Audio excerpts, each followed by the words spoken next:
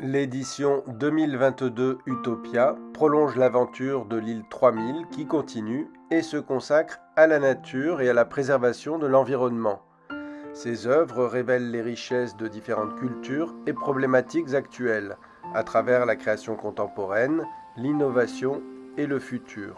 Elles nous confrontent aux questionnements et aux révoltes liées à l'homme et à son environnement.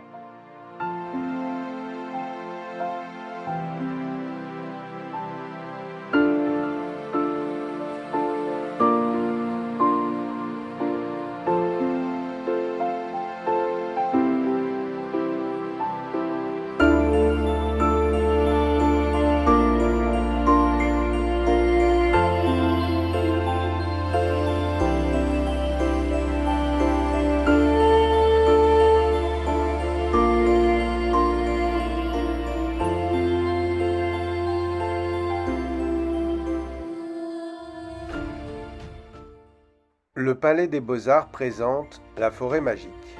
Les arbres et les forêts habitent notre imaginaire. On les admire autant qu'on les repousse. Et on les considère depuis peu comme un écosystème complexe, à l'image de celui de notre planète. Peintures, installations, projections, sculptures et extraits de films, très scénographiés, nous immergent au cœur de l'imaginaire des forêts.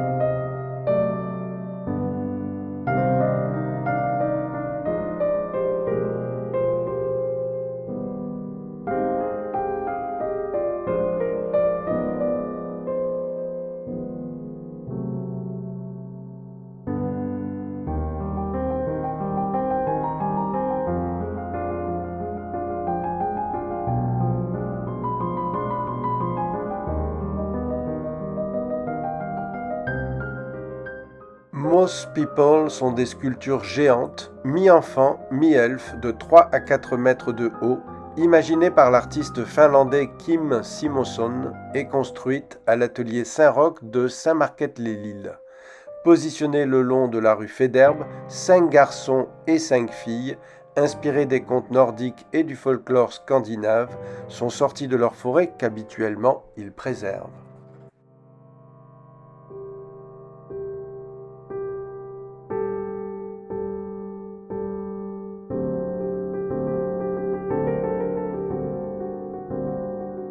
Intitulée Simone par sa créatrice portugaise Joana Vasconcelos, est suspendue au cœur de la gare de l'île Flandre, cette sculpture gonflable de 40 mètres de long aux formes organiques faite de laine, de tissu et de laine, étonne et accueille les passagers. Les vivants sont mis en lumière au Tripostale où nous sommes face à des œuvres en 2 ou 3 dimensions, souvent hautes en couleurs et très scénographiées. Elles se réfèrent à des bestiaires mythologiques et marquent nos esprits.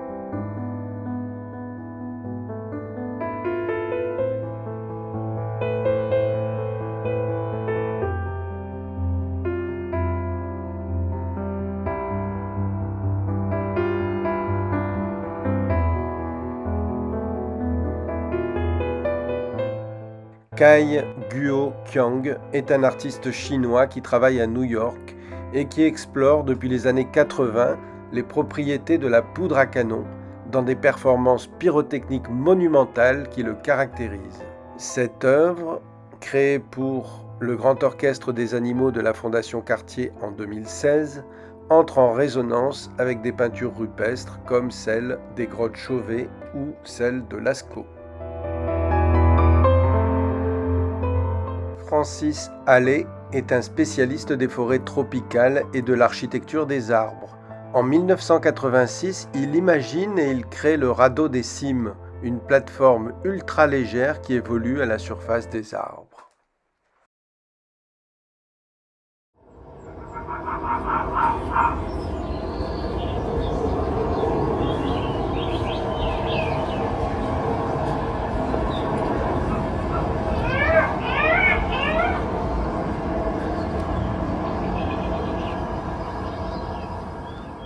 L'ancienne gare Saint-Sauveur, réhabilitée en 2009 pour proposer des événements culturels et espaces de loisirs, présente des expositions d'art contemporain ludiques, interactives et gratuites. Dans son dernier ouvrage, le scientifique anglais James Lovelock annonce une nouvelle ère, le Novacène, qui va succéder à notre ère actuelle, l'Anthropocène. L'exposition s'inscrit dans cette utopie post-anthropocène et révèle ses indices.